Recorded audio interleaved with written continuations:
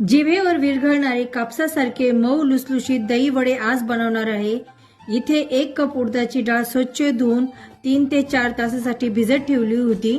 भिजवलेल्या डाळीतील पाणी चाळणीमधून काढून मिक्सर जार मध्ये डाळ ऍड करून त्यामध्ये अगदी थोडंसं थंड पाणी ऍड करून डाळ बारीक वाटून घ्यायची।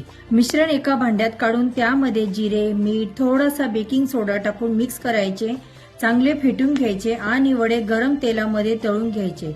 क्रिस्पी होईपर्यंत तळून घ्यायचे आणि एकीकडे गरम पाण्यामध्ये मीठ, हिंग ऍड करून मिक्स करून घ्यायचे।